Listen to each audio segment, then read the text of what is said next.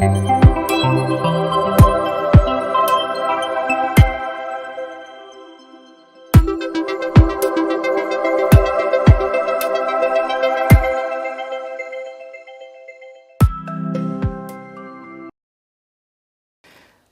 क्या सोच रहा है इस मैंडेट को देख के, एग्जिट पोल को देख के? अब आगे क्या सोचेगा मंगलवार को ये? मुझे लग रहा है मार्केट कोई 1 या 2 दिन के हिसाब से मूव नहीं कर रहा है। मार्केट एक ट्रेंड में चल रहा है और ट्रेंड बेस्ड ऑन फैक्ट्स पे। अगर हम 2014 के इंडेक्स को देखें निफ्टी, तो करीबन कुछ 8,000 की जो निफ्टी थी, आज वो 25,000 24,000 के आसपास है, तो 3 गुना हो चुकी है। एवरेज आउट, इसका मतलब ये 300% को 10 से डिवाइड कर लिया तो बेसिक मैथ 30% ग्रोथ होती है, 30% का रिटर्न है साल का। सो अब अगर यहाँ से बिल्ड करें तो मार्केट शायद वो मोमेंटम कंटिन्यू करना चाहेगा।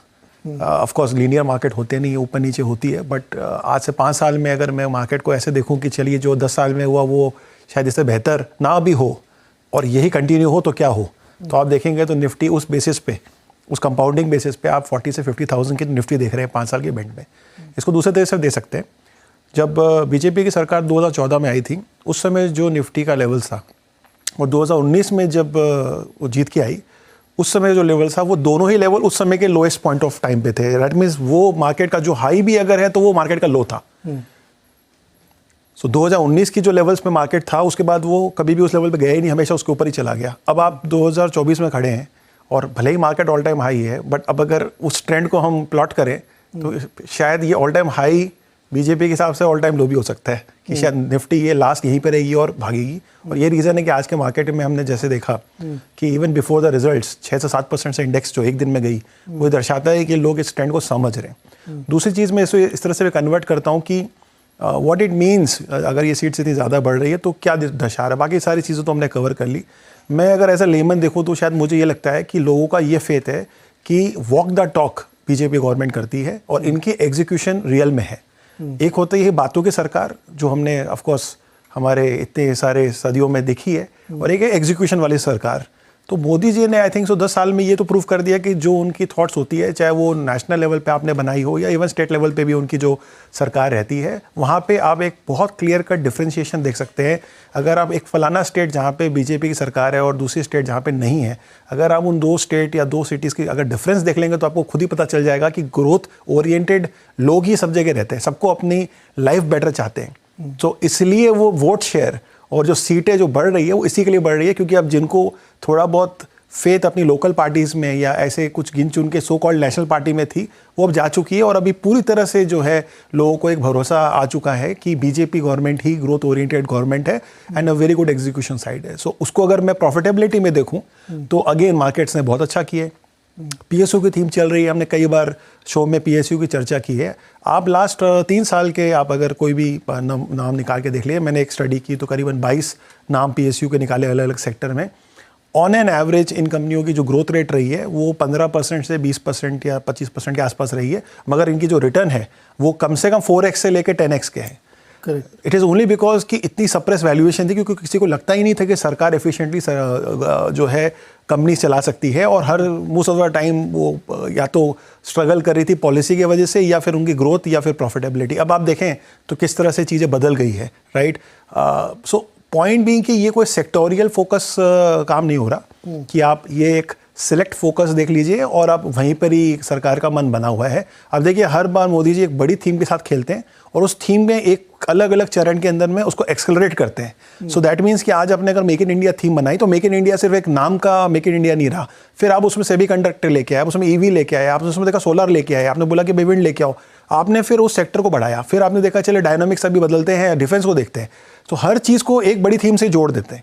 सो आइसोलेशन की थीम लगती होगी, मगर जब आप उसको टोटालिटी में देखेंगे तो वो वापस कंबाइन हो जाता है। अभी जन धन योजना जो उससे पहले की सरकार का जो था, वापस आप देखिए वहाँ पे बैंक अकाउंट और फिनटेक सिस्टम कैसे बना, जो पेटीएम है या जो भी आप 3-4 जो भी नाम आप से वो सब उस समय के बने हुए हैं, क्योंकि वहाँ पे फोकस गया। सो पॉइंट भी कि जब आप एक इंडिया को बार बार कहते हैं कि $10 ट्रिलियन की इकोनॉमी होगी, और अभी फिलहाल हम कुछ $4 ट्रिलियन पे हैं, अब अगर ये अगले 5 साल में होना तो इमेजिन करिए कि जो अभी 8% की ग्रोथ आई है वही एक अचंभित लग रही है, क्योंकि हमें पता है कि हो सकता है इंडिया के केस में, मगर हम लोगों को भी देखने की आदत नहीं है, मगर हमेशा बिलीव तो है कि कोई अगर सही सरकार मेजोरिटी में रहेगी और सही इंटेंट की सरकार रहेगी तो ये हो सकता है, क्योंकि काबिलियत सरकार की नहीं हमारी है।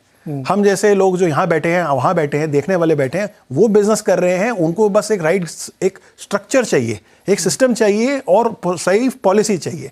उसके बाद यहाँ एंटरप्रेन्योर्स इंडिया में कोई कमी नहीं है। We are best talent in the world and बस खाली अपॉर्चुनिटी देनी है और हम वहाँ पे फ्लाई कर रहे हैं और ये हुआ है।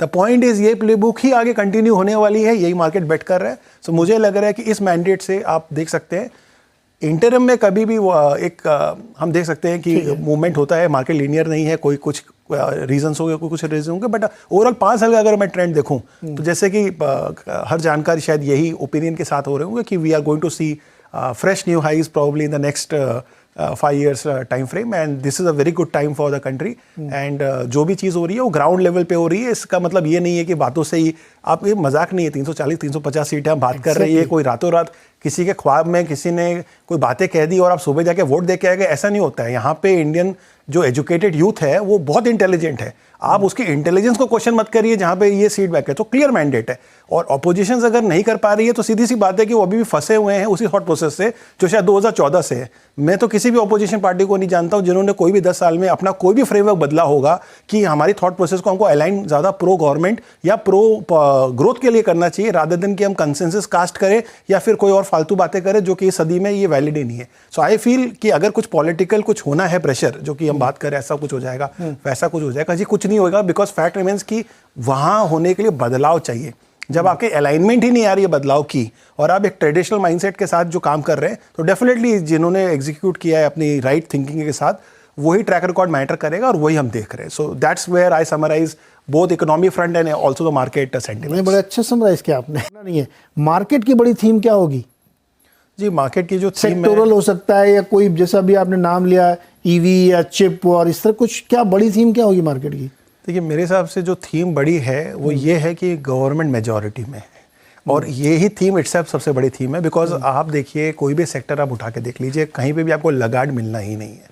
हम यहाँ कई बार डिस्कस कर चुके हैं कि सेमीकंडक्टर जैसी स्पेस में इंडिया आज तक कुछ नहीं कर पाई और जबकि ताइवान जैसी कंट्री जो कि शायद एक हमारे महाराष्ट्र या गुजरात के बराबर का स्टेट होगा वो कहाँ से कहाँ चली गई है। 40% सेमीकंडक्टर की जो वर्ल्ड ओवर सप्लाई चेन है वो वहाँ से कंट्रोल करती है।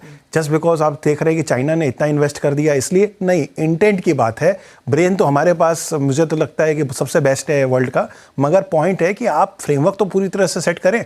सिर्फ एक आइसोलेटेड पॉलिसी में, जैसे मैंने पहले भी कहा कि कोई भी आइसोलेटेड पॉलिसी के अंदर में आप कुछ नहीं कर सकते, आपको उसे जोड़ना पड़ेगा मल्टीपल लेवल ऑफ स्कीम में। आपने एक सेक्टर खोल दिया और उसके अंदर में आप सपोज पावर की रिक्वायरमेंट है, आप पावर ही नहीं दोगे तो कैसे वो सेक्टर काम करने वाला है, वो भी सस्ता पावर।